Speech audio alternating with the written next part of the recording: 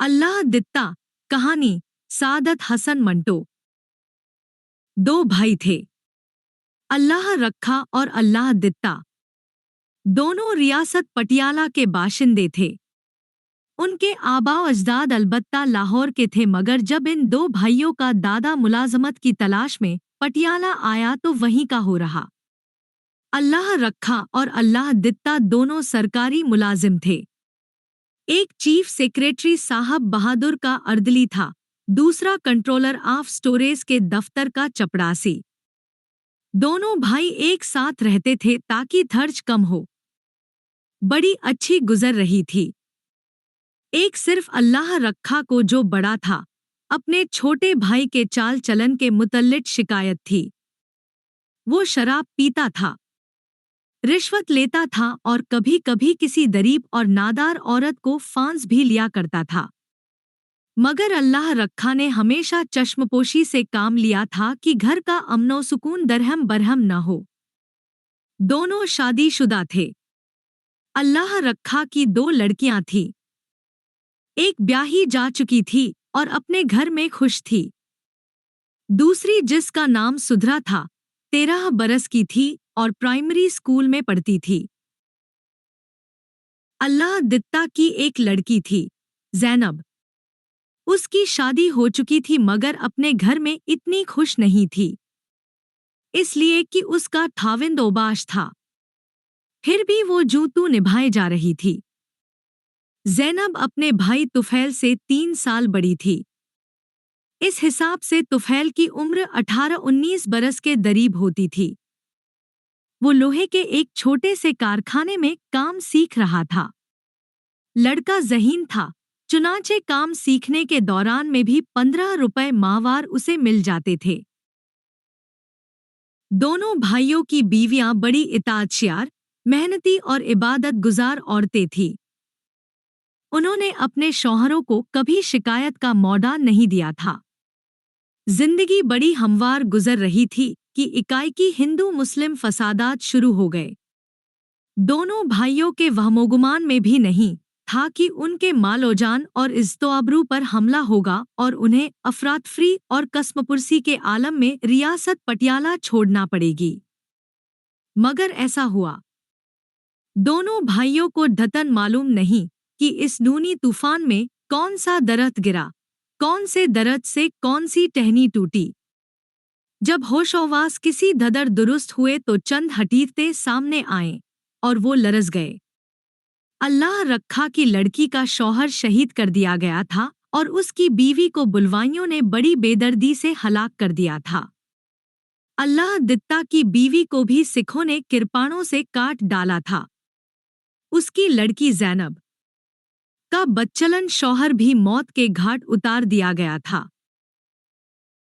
रोना धोना बेकार था। सब्र शुक्र के बैठ रहे। पहले तो कैंपों में गलते सड़ते रहे, फिर गली कूचों में भीख मांगा किए। आखिर खुदा ने सुनी। अल्लाह दित्ता को गुजरांवाला में एक छोटा सा शिकस्ता मकान सर छुपाने को मिल गया। तुफैल ने दौड़ धूप की तो उसे काम मिल गया। अल्लाह रखा लाहौर ही में देर तक दरबदर फिरता रहा। जवान लड़की साथ थी। गोया एक पहाड़ का पहाड़ उसके सर पर था। ये अल्लाह ही जानता है कि उस गरीब ने किस तरह 1.5 बरस गुजारा। बीवी और बड़ी लड़की का धम वो बिल्कुल भूल चुका था। गरीब था कि वो कोई खतरनाक कदम उठाए कि उसे रियासत पटियाला के एक बड़े अफसर मिल गए जो उसके बड़े मेहरबान थे। उसने उनको अपनी हालत-ए-ज़ार अलिफ से लेकर यय तक कह सुनाई। आदमी रहम दिल था। उसको बड़ी दिक्कतों के बाद लाहौर के एक आरिज़ी दफ्तर में अच्छी मुलाजमत मिल गई थी। चुनांचे उन्होंने दूसरे रोज ही उसको 40 रुपया माहवार पर मुलाजिम रख लिया और एक छोटा सा क्वार्टर भी रिहाइश के लिए दिलवा दिया। अल्लाह रखा ने खुदा का शुक्र अदा किया जिसने उसकी मुश्किलात दूर की। अब वो आराम से सांस ले सकता था और मुस्तकबिल के मुतल्लिक इत्मीनान से सोच सकता था। सुथरा बड़े सलीड़े वाली सुघड़ लड़की थी। सारा दिन घर के काम काज में मसरूफ रहती। इधर उधर से लकड़ियां चुन के लाती, चूल्हा सुलगाती और मिट्टी की हंडिया में हर रोज इतना सालन पकाती जो 2 वक्त के लिए पूरा हो जाए। आटा गूंधती, पास ही तनूर था, वहां जाकर रोटियां लगवा लेती। तन्हाई में आदमी क्या कुछ नहीं सोचता। तरह तरह के ख्यालात आते हैं। सुथरा आम तौर पर दिन में तन्हा होती थी और अपनी बहन और माँ को याद करके आंसू बहाती रहती थी। पर जब बाप आता तो वो अपनी आंखों में सारे आंसू खुश्क कर लेती थी ताकि उसके जख्म हरे ना हों। लेकिन वो इतना जानती थी कि उसका बाप अंदर ही अंदर घुला जा रहा है। उसका दिल हर वक्त रोता रहता है मगर वो किसी से कहता नहीं। सुथरा से भी उसने कभी उसकी माँ और बहन का जिक्र नहीं किया था। जिंदगी उफ्तान और इज़ाम गुजर रही थी। उधर गुजरांवाला में अल्लाह दित्ता अपने भाई के मुकाबले में किसी धदर खुशहाल था, क्योंकि उसे भी मुलाजमत मिल गई थी और ज़ैनब भी थोड़ा बहुत सिलाई का काम कर लेती थी। मिल मिला के कोई 100 रुपए माहवार हो जाते थे जो तीनों के लिए बहुत काफी थे। मकान छोटा था मगर ठीक था। ऊपर की मंजिल में तुफैल रहता था, निचली मंजिल में ज़ैनब और उसका बाप। दोनों एक दूसरे का बहुत ख्याल रखते थे। अल्लाह दित्ता उसे ज्यादा काम नहीं करने देता था। चुनाचे मुंह अंधेर उठकर वह सहन में झाड़ू देकर चूल्हा सुलगा देता था कि ज़ैनब का काम कुछ हल्का हो जाए। वक्त मिलता तो 2-3 घड़े भर कर घड़ौची पर रख देता था। ज़ैनब ने अपने शहीद धाविंद को कभी याद नहीं किया था। ऐसा मालूम होता था जैसे वो उसकी जिंदगी में कभी था ही नहीं। वो खुश थी, अपने बाप के साथ बहुत खुश थी। बाज औकात वो उससे लिपट जाती थी, तुफैल के सामने भी, और उसको खूब चूमती थी। सुथरा अपने बाप से ऐसे चहल नहीं करती थी। अगर मुमकिन होता तो वो उससे पर्दा करती। इसलिए नहीं कि वो कोई नामहरिम था, नहीं, सिर्फ एहतराम के लिए। उसके दिल से कई दफा ये दुआ उठती थी, या परवरदिगार, मेरा बाप मेरा जनाजा उठाए। बाज औकात कई दुआएं उल्टी साबित होती हैं। जो खुदा को मंजूर था वही होना था। वरीब सुथरा के सर पर मोअंदों का एक और पहाड़ टूटना था। जून के महीने दोपहर को दफ्तर के किसी काम पर जाते हुए तपती हुई सड़क पर अल्लाह रखा को ऐसी लू लगी कि बेहोश होकर गिर पड़ा। लोगों ने उठाया, अस्पताल पहुंचाया मगर दवा दारू ने कोई काम न किया। सुधरा बाप की मौत के सदमे से नीम पागल हो गई। उसने दरीब दरीब आधे बाल नोच डाले। हमसाइयों ने बहुत दमदिलासा दिया मगर ये कारगर कैसे होता। वो तो ऐसी कश्ती के मानिंद थी जो उसका बादबान हो, न कोई पतवार और 20 मंजधार के आन फंसी हुई। पटियाला के वो अफसर जिन्होंने मरहूम अल्लाह रखा को मुलाजमत दिलवाई थी, फरिश्ता रहमत साबित हुए। उनको जब इत्तिला मिली तो दौड़े आए। सबसे पहले उन्होंने ये काम किया कि सुधरा को मोटर में बिठाकर घर छोड़ आए और बीवी से कहा कि वो इसका ख्याल रखे। फिर अस्पताल में जाकर उन्होंने अल्लाह रखा के डुसल वगैरह का वहीं इंतजाम किया और दफ्तर वालों से कहा कि वो उसको दफना आए। अल्लाह दित्ता को अपने भाई के इंतकाल की खबर बड़ी देर के बाद मिली। बहरहाल वो लाहौर आया और पूछता पाछता वहां पहुंच गया जहां सुधरा थी। उसने अपनी भतीजी को बहुत दम दिलासा दिया, बहलाया, सीने के साथ लगाया, प्यार किया, दुनिया की बेज़बाती का जिक्र किया, बहादुर बनने को कहा। मगर सुधरा के फटे हुए दिल पर इन तमाम बातों का क्या असर होता।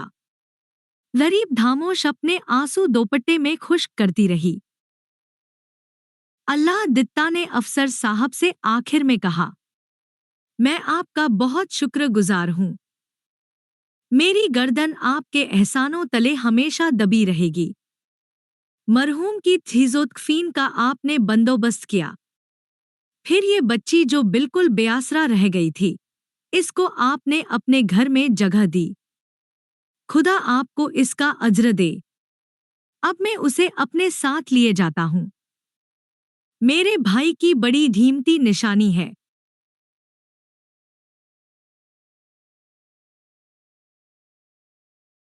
अफसर साहब ने कहा, ठीक है, लेकिन तुम अभी इसे कुछ देर और यहाँ रहने दो। तबीयत संभल जाए तो ले जाना। अल्लाह दित्ता ने कहा, हुजूर, मैंने इरादा किया है कि इसकी शादी अपने लड़के से करूंगा और बहुत जल्द। अफसर साहब बहुत खुश हुए। बड़ा नेक इरादा है, लेकिन इस सूरत में जब कि तुम उसकी शादी अपने लड़के से करने वाले हो, इसका इस घर में रहना मुनासिब नहीं। तुम शादी का बंदोबस्त करो, मुझे तारीख से मतला कर देना। खुदा के फजलो-कर्म से सब ठीक हो जाएगा। बात दुरुस्त थी। अल्लाह दित्ता वापस गुजरामवाला चला गया। ज़ैनब उसकी खैर मौजूदगी में बड़ी उदास हो गई थी। जब वो घर में दाखिल हुआ तो वो उससे लिपट गई और कहने लगी कि उसने इतनी देर क्यों लगाई। अल्लाह दित्ता ने प्यार से उसे एक तरफ हटाया। अरे बाबा, आना जाना किया है। दब्र पर फातिहा पढ़नी थी। सुथरा से मिलना था, उसे यहाँ लाना था। ज़ैनब न मालूम क्या सोचने लगी।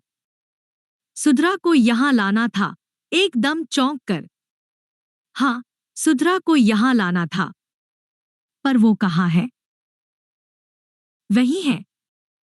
पटियाले के एक बड़े नेक दिल अफसर हैं, उनके पास है। उन्होंने कहा जब तुम इसकी शादी का बंदोबस्त कर लोगे तो ले जाना। ये कहते हुए इसने बीड़ी सुलगाई। ज़ैनब ने बड़ी दिलचस्पी लेते हुए पूछा, उसकी शादी का बंदोबस्त कर रहे हो? कोई लड़का है तुम्हारी नजर में? अल्लाह दित्ता ने जोर का कश लगाया। अरे भई, अपना तुफैल। मेरे बड़े भाई की सिर्फ एक ही निशानी तो है। मैं उसे किया डैरों के हवाले कर दूंगा। ज़ैनब ने ठंडी सांस भरी। तो सुधरा की शादी तुम तुफैल से करोगे? अल्लाह दित्ता ने जवाब दिया। हाँ। क्या तुम्हें कोई एतराज है? ज़ैनब ने बड़े मजबूत लहजे में कहा। हाँ। और तुम जानते हो क्यों है? ये शादी हरगिज नहीं होगी। अल्लाह दित्ता मुस्कुराया। ज़ैनब की ठोड़ी पकड़कर इसने उसका मुंह चुमा। पगली, हर बात पर शक करती है। और बातों को छोड़, आखिर मैं तुम्हारा बाप हूं। ज़ैनब ने बड़े जोर से हून की। बाप, और अंदर कमरे में जाकर रोने लगी। अल्लाह दित्ता उसके पीछे गया और उसको पुचकारने लगा। दिन गुजरते गए। तुफैल फरमानबरदार लड़का था। जब उसके बाप ने सुधरा की बात तो वो फौरन मान गया। आखिर 3-4 महीने के बाद तारीख मुकर्रर हो गई। अफसर साहब ने फौरन सुधरा के लिए एक बहुत अच्छा जोड़ा सिलवाया जो उसे शादी के दिन पहनना था। एक अंगूठी भी ले दी। फिर उसने मोहल्ले वालों से अपील की कि वो एक यतीम लड़की की शादी के लिए जो बिल्कुल बेसहारा है, हस्बे-तौफीक कुछ दें। सुथरा को दरीब सभी जानते थे और उसके हालात से वाकिफ थे। चुनांचे उन्होंने मिल मिलाकर उसके लिए बड़ा अच्छा जहेज तैयार कर दिया। सुथरा दुल्हन बनी तो उसे ऐसा महसूस हुआ कि तमाम दुख जमा हो गए हैं और उसको पीस रहे हैं। बहरहाल, वो अपने ससुराल पहुंची जहां उसका इस्तकबाल ज़ैनब ने किया। कुछ इस तरह कि सुधरा को उसी वक्त मालूम हो गया कि वो उसके साथ बहनों का सा सुलूक नहीं करेगी बल्कि सास की तरह पेश आएगी। सुधरा का अंदेशा दुरुस्त था। इसके हाथों की मेहंदी अभी अच्छी तरह उतरने भी न पाई थी कि ज़ैनब ने उससे नौकरों के काम लेने शुरू कर दिए। झाड़ू वो देती, बर्तन वो मांजती, चूल्हा वो झोंकती, पानी वो भरती। ये सब काम वो बड़ी फुर्ती और बड़े सलीले से करती, लेकिन फिर भी ज़ैनब खुश ना होती। बात बात पर उसको डांटती डपटती, झिड़कती रही। सुथरा ने दिल में तहैया कर लिया था, वो ये सब कुछ बर्दाश्त करेगी और कभी हरफे शिकायत जबान पर न लाएगी, क्योंकि अगर उसे यहाँ से धक्का मिल गया तो उसके लिए और कोई ठिकाना नहीं था। अल्लाह दित्ता का सुलूक अलबत्ता इससे बुरा नहीं था। ज़ैनब की नज़र बचाकर कभी कभार वो उसको प्यार कर लेता था और कहता था कि वो कुछ फिक्र न करे, सब ठीक हो जाएगा। सुथरा को इससे बहुत धारस होती। ज़ैनब जब कभी अपनी किसी सहेली के यहाँ जाती और अल्लाह दित्ता इत्तिफाक से घर पर होता तो वो उससे दिल खोल कर प्यार करता, उससे बड़ी मीठी मीठी बातें करता, काम में उसका हाथ बटाता। इसके वास्ते उसने जो चीज़ें छुपा कर रखी होती थी देता और सीने के साथ लगाकर उससे कहती, सुधरा तुम बड़ी प्यारी हो। सुधरा झेंप जाती। दरअसल वो इतने पुरजोश प्यार की आदी नहीं थी। उसका मरहूम बाप अगर कभी उसे प्यार करना चाहता था तो सिर्फ उसके सर पर हाथ फेर दिया करता था या इसके कंधे पर हाथ रखकर ये दुआ दिया करता था, खुदा मेरी बेटी के नसीब अच्छे करे। सुथरा तुफैल से बहुत खुश थी। वो बड़ा अच्छा भाविंद था, जो कमाता था उसके हवाले कर देता था, मगर सुथरा ज़ैनब को दे देती थी, इसलिए कि वो उसके थेरोज़ से डरती थी। तुफैल से सुथरा ने ज़ैनब की बदसलूकी और उसके साथ ऐसे बर्ताव का कभी जिक्र नहीं किया था। वो सुलह-कुल थी। वो नहीं चाहती थी कि इसके बाइस घर में किसी किस्म की बदमज़गी पैदा हो। और भी कई बातें थी जो वो तुफैल से कहना चाहती तो कह देती, मगर उसे डर था कि तूफान बरपा हो जाएगा और तो इसमें से बचकर निकल जाएंगे, मगर वो अकेली इसमें फंस जाएगी और उसकी ताब ना ला सकेगी। ये ठास बातें उसे चंद रोज हुए मालूम हुई थी और वो काँप काँप गई थी। अब अल्लाह दित्ता उसे प्यार करना चाहता तो वो अलग हट जाती या दौड़कर ऊपर चली जाती, जहां वो और तुफैल रहते थे। तुफैल को जुमा की छुट्टी होती थी, अल्लाह दित्ता को इतवार की। अगर ज़ैनब घर पर होती तो वो जल्दी जल्दी काम काज खत्म करके ऊपर चली जाती। अगर इत्तिफाक से इतवार को ज़ैनब कहीं बाहर गई होती तो सुधरा की जान पर बनी रहती। डर के मारे उससे काम न होता, लेकिन ज़ैनब का ख्याल आता तो उसे मजबूरन कांपते हाथों से धड़कते दिल से तौन वक्रहन सब कुछ करना पड़ता। अगर वो खाना वक्त पर न पकाए तो उसका धाविंद भूखा रहे, क्योंकि वो ठीक 12 बजे अपना शागिर्द रोटी के लिए भेज देता था। एक दिन इतवार को जबकि ज़ैनब घर पर नहीं थी और वो आटा गूंद रही थी, अल्लाह दित्ता पीछे से दबे पाव आया और खलंडरे अंदाज में उसकी आंखों पर हाथ रख दिए। वो तड़प कर उठी, मगर अल्लाह दित्ता ने उसे अपनी मजबूत गिरफ्त में ले लिया। सुथरा ने चीखना शुरू कर दिया, मगर वहां सुनने वाला कौन था?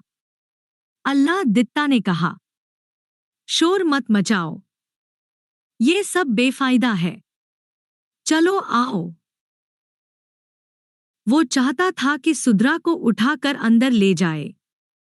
कमजोर थी, मगर खुदा जाने उसमें कहां से इतनी ताकत आ गई कि अल्लाह दित्ता की गिरफ्त से निकल गई और हांपती कापती ऊपर पहुंच गई। कमरे में दाखिल होकर उसने अंदर से कुंडी चढ़ा दी। थोड़ी देर के बाद ज़ैनब आ गई। अल्लाह दित्ता की तबीयत खराब हो गई थी। अंदर कमरे में लेटकर उसने ज़ैनब को पुकारा। वो आई तो उससे कहा, इधर आओ, मेरी टांगे दबाओ। ज़ैनब उचक कर पलंग पर बैठ गई और अपने बाप की टांगे दबाने लगी। थोड़ी देर के बाद दोनों के सांस तेज तेज चलने लगे। ज़ैनब ने अल्लाह दित्ता से पूछा, क्या बात है? आज तुम अपने आप में नहीं हो, अल्लाह दित्ता ने सोचा कि ज़ैनब से छुपाना फजूल है, चुनांचे उसने सारा माजरा बयान कर दिया।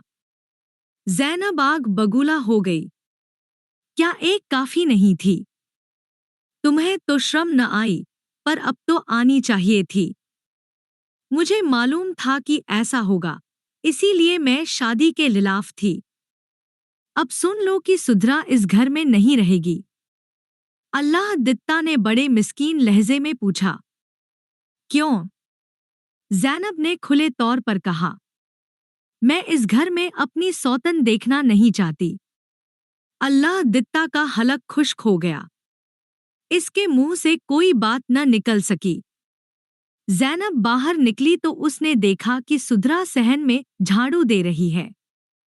चाहती थी कि इससे कुछ कहे मगर खामोश रही। इस वाक़े को 2 महीने गुजर गए। सुथरा ने महसूस किया कि तुफैल उससे खिंचा खिंचा रहता था। जरा जरा सी बात पर उसको शक की निगाहों से देखता था। आखिर एक दिन आया कि उसने तलाकनामा उसके हाथ में दिया और घर से बाहर निकाल दिया।